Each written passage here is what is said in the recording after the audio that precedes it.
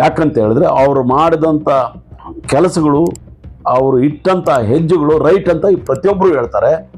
ಆದರೆ ಅನುಷ್ಠಾನದಲ್ಲಿ ಅದು ಸಾಧ್ಯ ಆಗುತ್ತಲ್ಲ. ಬಾಬಾ ಸಾಹೇಬ್ ಅಂಬೇಡ್ಕರ್ ಪ್ರಾರಂಭ ಮಾಡಿದಂಥ ಪತ್ರಿಕೆಗಳನ್ನಾದರೂ ನಾವು ಮುಂದುವರಿಸಲಿಲ್ಲ. ಮೂಕನಾಯಕ ಇರ್ಬೋದು, ಬಹಿಷ್ಕೃತ ಭಾರತ ಇರ್ಬೋದು, ಜನತಾ ಇರ್ಬೋದು, ಸಮತಾ ಇರ್ಬೋದು, ಬಹಿಷ್ಕೃತ ಭಾರತ ಇರ್ಬೋದು, ಪ್ರಬುದ್ಧ ಭಾರತ ಇರ್ಬೋದು, ಈ ಪತ್ರಿಕೆಗಳತ್ತ ನಾವು ಗಮನನೇ ಹರಿಸಲಿಲ್ಲ. ಅದರಲ್ಲಿ ಏನಿತ್ತು ಅನ್ನೋದ್ರ ಬಗ್ಗೆ ನಮ್ಮ ಜನಕ್ಕೆ ಹೇಳಲೇ ಇಲ್ಲ. ಹೋಗಲಿ, ಅವ್ರು ಪ್ರಾರಂಭ ಮಾಡಿದಂಥ ಸಂಘಟನೆಗಳಾದರೂ ಕೂಡ ಯಾಕೆ ನಿಮ್ಮ ಗಮನ ಆ ಕಡೆ ಹೋಗಲಿಲ್ಲ? ಬಾಬಾ ಸಾಹೇಬ್ ಅಂಬೇಡ್ಕರ್ ಸ್ಥಾಪನೆ ಮಾಡಿದಂಥ ಸಮತಾ ಸೈನಿಕ ದಳವನ್ನು ಬಿಟ್ಟರೆ ಮಾಡ್ತಾ ಇಲ್ಲ. ಬಾಬಾ ಸಾಹೇಬ್ ಅಂಬೇಡ್ಕರ್ ಅವರು ಪ್ರಾರಂಭ ಮಾಡಿದಂಥ ಇಂಡಿಪೆಂಡೆಂಟ್ ಲೇಬರ್ ಪಾರ್ಟಿಯನ್ನು ನೀವು ಮುಂದುವರಿಸಲಿಲ್ಲ. ಅವರೇ ಪ್ರಾರಂಭ ಮಾಡಿದಂಥ ರಾಜಕೀಯ ಪಕ್ಷ ಆಲ್ ಇಂಡಿಯಾ ಶೆಡ್ಯೂಲ್ ಕಾಸ್ಟ್ ಫೆಡರೇಷನ್ನ ನೀವು ಕೈ ಹಿಡಿಲಿಲ್ಲ. ಕೈ ಹಿಡಿದಂಥ ಖರ್ಗೆಯವರೇ ಇವತ್ತು ಬೇರೆ ರಾಜಕಾರಣದ ಗುಲಾಮಗಿರಲ್ಲಿದ್ದಾರೆ.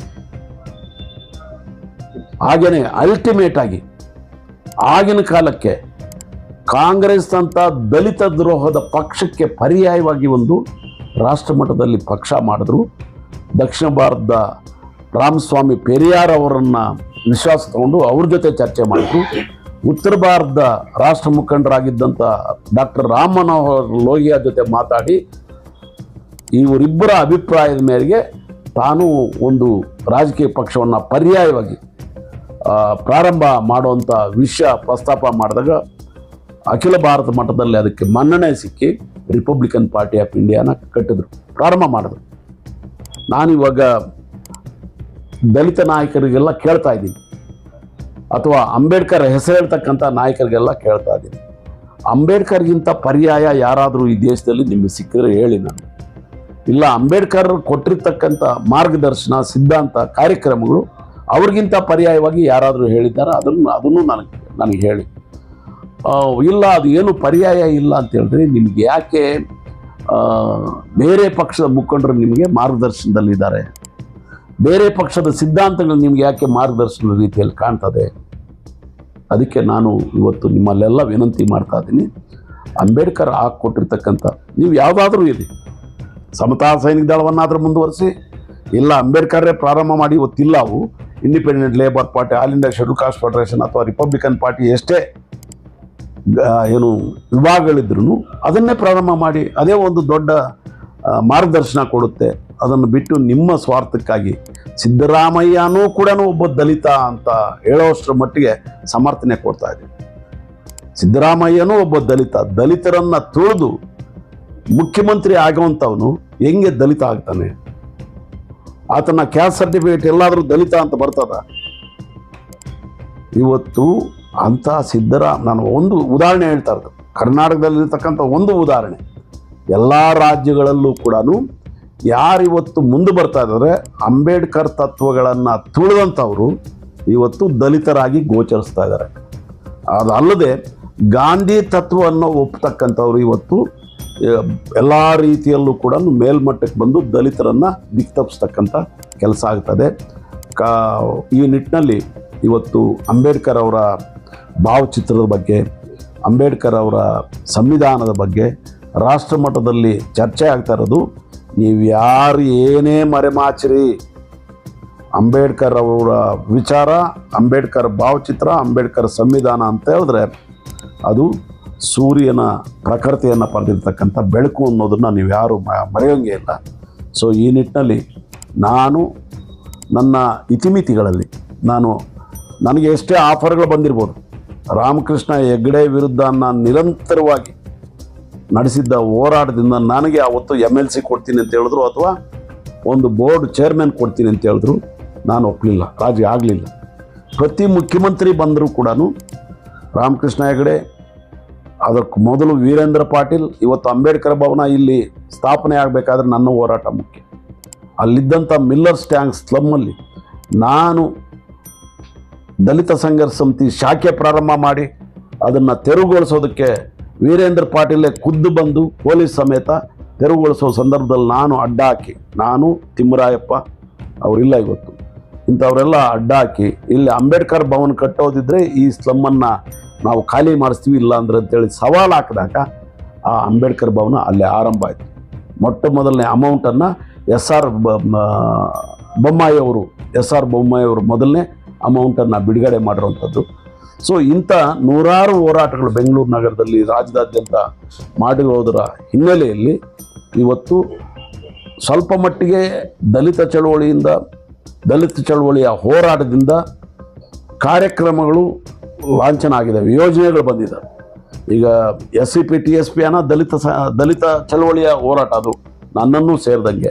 PTCL ಕಾಯ್ದೆ ನಮ್ಮ ಹೋರಾಟ, ಅಥವಾ ಎಲ್ಲೆಲ್ಲಿ ದಲಿತರಿಗೆ ಭೂಮಿಗಳಿಲ್ವೋ ಆ ಭೂಮಿಗಳನ್ನೆಲ್ಲ ದಲಿತರಿಗೆ ಕೊಡಿಸುವಂಥದ್ದು. ಸರ್ಕಾರಿ ಜಮೀನುಗಳು ನಿಮಗೆ 100 ಎಕರೆ ಆ ಥರದವಾಗಿದೆ ಎಲ್ಲ ಜಿಲ್ಲೆಗಳು. Professor B. ಕೃಷ್ಣಪ್ಪ ಅವರು ಈ ದಲಿತ ಚಳವಳಿಯನ್ನು ಮುಂದುವರಿಸುವಂಥ ಸಂದರ್ಭದಲ್ಲಿ ಬಾಬಾ ಸಾಹೇಬ್ ಅಂಬೇಡ್ಕರ್ ಸಿದ್ಧಾಂತಕ್ಕೆ ಅವರು ಏನಾದರೂ ಪ್ರಭಾವಿತರಾಗಿ ಮುನ್ನಡೆದಿದ್ದರೆ ಯಾವತ್ತೂ ಮುಖ್ಯಮಂತ್ರಿ ಆಗ್ತಾರೆ. ಅಥವಾ ಈ ಇರ್ತಕ್ಕಂಥ ಎಲ್ಲ ಈ ನಾಯಕರು, ದಲಿತ ನಾಯಕರು ಅನ್ಸ್ಕೊಂಡವ್ರು ಯಾವತ್ತೂ MLAಗಳಾಗಿರೋರು, ಮಂತ್ರಿಗಳಾಗಿರೋರು. ನಮ್ಮ ದಾರಿ ಸ್ಪಷ್ಟವಾಗಿಲ್ಲ. ಇವತ್ತು ರಾಜಕಾರಣ, ಮೈತ್ರಿ ರಾಜಕಾರಣದ ಕಾಲ. ಇವತ್ತು ಎಂಥ ದೊಡ್ಡ ರಾಜಕೀಯ ಪ್ರಭಾವಿ ಇದ್ದರೂ ಕೂಡ ಮೈತ್ರಿ ರಾಜಕಾರಣ ಮಾಡಲೇಬೇಕು. ನಮ್ಮ ಮೊದಲ ಶತ್ರು ಯಾರು ಅಂತ ದಲಿತ ಚಳವಳಿ ಇದುವರೆಗೂ ಅರ್ಥ ಮಾಡ್ಕೊಂಡಿಲ್ಲ. ನಮ್ಮ ಮೊದಲ ಶತ್ರುವನ್ನ ಮಣಿಸೋದಿದ್ರೆ ಎರಡನೇ ಶತ್ರುವ ಆರಾಮಾಗಿ ನಾವು ಜಯಿಸ್ಬೋದು. ಇದು ಬಾಬಾ ಸಾಹೇಬ್ ಅಂಬೇಡ್ಕರ್ ಕಲಿತಿರ್ತಕ್ಕಂಥ ರಾಜಕೀಯ ಪಾಠ, ಅವರು ಕಲಿಸ್ಕೊಟ್ಟಿರೋಂಥ ರಾಜಕೀಯ ಪಾಠ. ನಾವು ರಿಪಬ್ಲಿಕನ್ ಪಾರ್ಟಿ ಒಂದು ಕಾಲಕ್ಕೆ ಪಾರ್ಲಿಮೆಂಟಲ್ಲಿ ಮೊದಲನೇ ವಿರೋಧಿ ಪಕ್ಷ, ಅದಕ್ಕಿಂತ ಯಾವುದೇ ವಿರೋಧ ಪಕ್ಷ ಇರಲಿಲ್ಲ.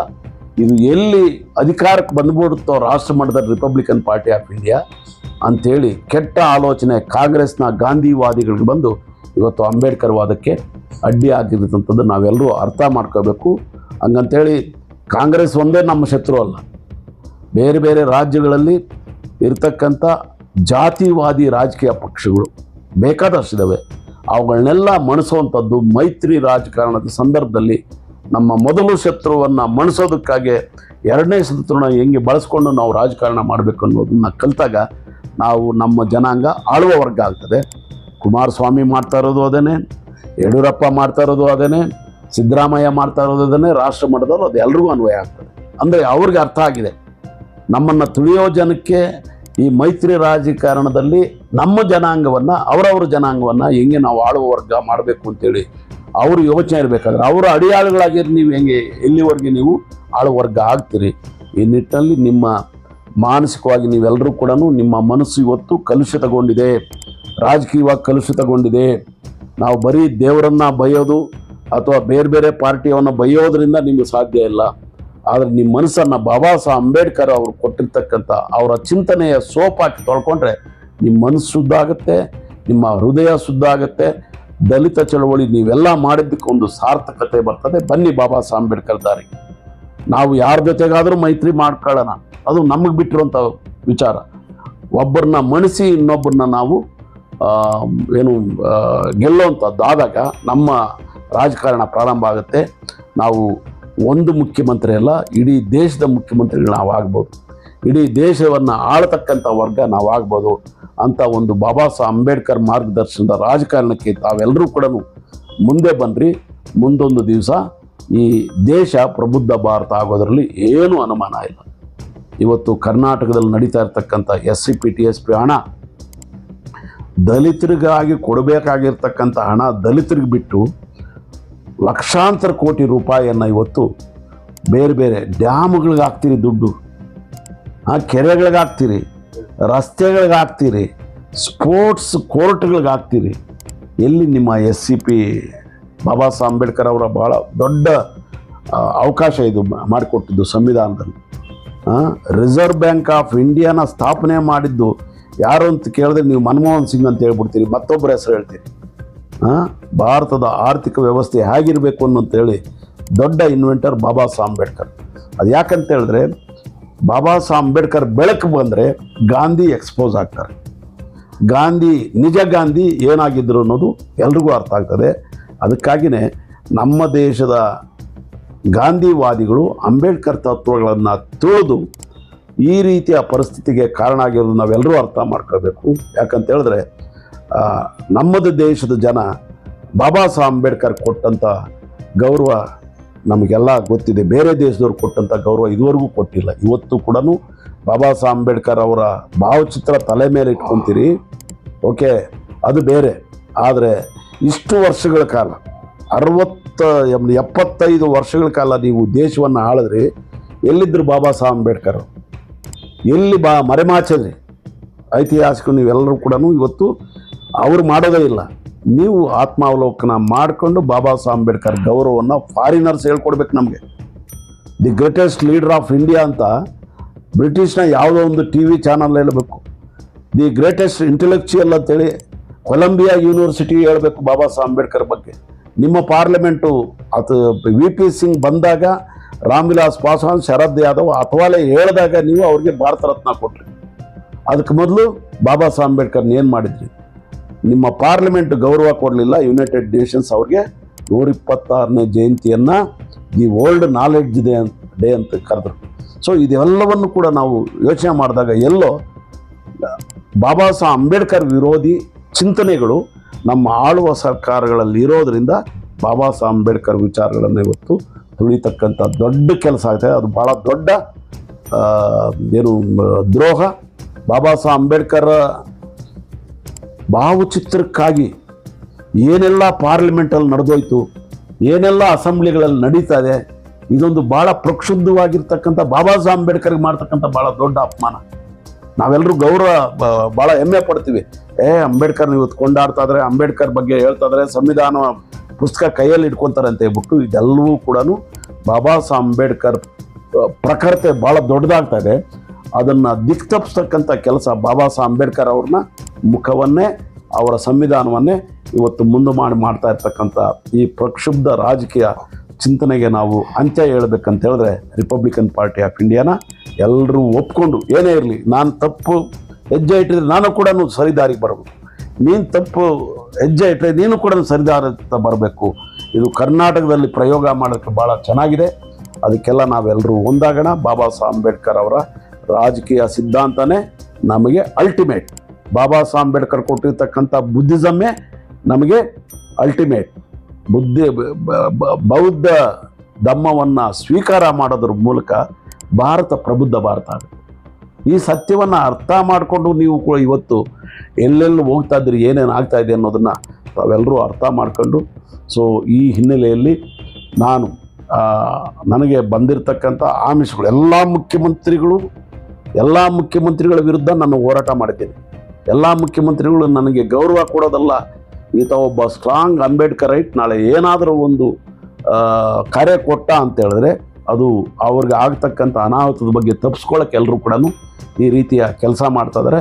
ನನ್ನನ್ನು ಮುಖ್ಯವಾಗಿ ನೀವು ಯಾರೂ ಪರಿಗಣಿಸಬೇಡಿ, ಆದರೆ ಅಂಬೇಡ್ಕರ್ ಅವರ ವಿಚಾರದ ಬಗ್ಗೆ ನೀವು ಮುಖ್ಯವಾಗಿ ಪರಿಗಣಿಸಲೇಬೇಕು, ಅವ್ರ ದಾರಿಯಲ್ಲಿ ಹೊರಡಲೇಬೇಕು. ಇವತ್ತಲ್ಲ ನಾಳೆ ಬಾಬಾ ಸಾಹೇಬ್ ಅಂಬೇಡ್ಕರ್ ಅವರ ಪರ್ಯಾಯ ರಾಜಕಾರಣ ನಮ್ಮ ವಿಮುಕ್ತಿಯ ದಾರಿ ಅನ್ನೋದನ್ನು ತಾವೆಲ್ಲರೂ ಅರ್ಥ ಮಾಡ್ಕೊಂಡು ಆ ಕಡೆ ಮುಂದುವರೆಟ್ರೆ ಇವತ್ತಿನ ಜನಾಂಗ ಇಲ್ಲ ಅಂದರೂ ಕೂಡ ನಾಳಿನ ಪೀಳಿಗೆ ಬಾಬಾ ಸಾಹೇಬ್ ಅಂಬೇಡ್ಕರ್ ಹೋರಾಟದ ವಾರಸುದಾರರಾಗಿ ಭಾರತವನ್ನು ಒಂದು ಪ್ರಬುದ್ಧ ಭಾರತವನ್ನಾಗಿ ಪರಿವರ್ತನೆ ಮಾಡ್ತಕ್ಕಂಥ ಮಹಾ ಕೆಲಸ ಆಗುತ್ತಂತೇಳಿ ನಾನು ಹೇಳಕ್ಕೆ ಇಷ್ಟಪಡ್ತೀನಿ. ಭಾಳ ಸುದೀರ್ಘವಾಗಿ ಅವರ ಅನುಭವದ ಮಾತು. ಬಾಬಾ ಸಾಹೇಬ್ ಅಂಬೇಡ್ಕರ್ ಅವರೊಂದು ಮಾತನ್ನು ಹೇಳ್ತಾರೆ, ಅಧಿಕಾರಹೀನತೆ ನಿಜವಾದ ಅಸ್ಪೃಶ್ಯತೆ ಅಂತೇಳಿ. ಆ ನಿಟ್ಟಿನಲ್ಲಿ ಮನವರಿಕೆ ತಮ್ಮ 70ರ ದಶಕದಲ್ಲಿ, ಅದರಲ್ಲಿ 50 ವರ್ಷದ ಹೋರಾಟದ ಅನುಭವದಲ್ಲಿ ಹೇಳುವಂಥ ಮಾತು, ನಾವು ಅಧಿಕಾರ ಹಿಡಿಯದೆ ಯಾವ ಸಾಧನೆ ಶೋಧನೆಯನ್ನು ಕೂಡ ಮಾಡಲಿಕ್ಕೆ ಸಾಧ್ಯ ಇಲ್ಲ. ಈ ದೇಶದಲ್ಲಿರುವಂಥ 6800ಕ್ಕೂ ಹೆಚ್ಚು ಜಾತಿಗಳನ್ನೆಲ್ಲ ಒಂದು ಮಾಡಿ ನಾವು ಒಂದು ರಾಜಕೀಯ ಶಕ್ತಿ ಆಗ್ಬೇಕಂತೇಳಿ ಅವತ್ತು ಬಾಬಾ ಸಾಹೇಬ್ ಅಂಬೇಡ್ಕರ್ ಅವರು ಹೇಳಿದ ಆ ಎಲ್ಲ ವಿಷಯಗಳನ್ನ ತಮ್ಮ ಜೀವನದಲ್ಲಿ ಅಳವಡಿಸಿಕೊಂಡು ನೇರ ದಿಟ್ಟ ನಿರಂತರವಾಗಿ ಇಂದಿಗೂ ಹಿಗ್ಗದೆ ಜಗ್ಗದೆ ಕುಗ್ಗದೆ ಮುಂದೆ ಸಾಗಿರುವಂತಹ ಎಂ ವೆಂಕಟಸ್ವಾಮಿ ಅವರ ನೇತೃತ್ವದಲ್ಲಿ ಕರ್ನಾಟಕದಲ್ಲಿ ಒಂದು ಹೊಸ ರಾಜಕೀಯ ಶಕ್ತಿ ಉದಯವಾಗಲಿ. ಯಾವ ಸ್ಪೃಶ್ಯರು ನಮಗೆ ಅಧಿಕಾರ ಇಲ್ಲ, ನಮಗೆ ನೋವಿದೆ, ನಮಗೆ ತ್ರಾಸಿದೆ, ನಮಗೆ ಅದು ಸಿಗ್ತಾ ಇಲ್ಲ ಇದು ಸಿಗ್ತಾ ಇಲ್ಲ ಅಂತ ನರಳಾಡ್ತಾ ಇದ್ದಾರೋ ಅವರೆಲ್ಲರೂ ತಾವೇ ಇನ್ನೊಬ್ಬರಿಗೆ ಕೊಡುವಂತಹ ಒಂದು ದೈತ್ಯ ಶಕ್ತಿಯಾಗಿ ಬೆಳೀಲಿ ಅಂತ ಆಶಯ ವ್ಯಕ್ತವನ್ನ ಪಡಿಸ್ತಾ ನಮಗೆ ಇಲ್ಲಿವರೆಗೂ ತಮ್ಮ ಅನುಭವದ ಮಾತನ್ನು ಹೇಳಿರುವಂತ ಎಂ ವೆಂಕಟಸ್ವಾಮಿ ಸಾಹೇಬರಿಗೆ ಹೃದಯಪೂರ್ವಕ ಜೈ ಭೀಮ್ ವಂದನೆಗಳನ್ನು ಸಲ್ಲಿಸಿ ಧನ್ಯವಾದಗಳು.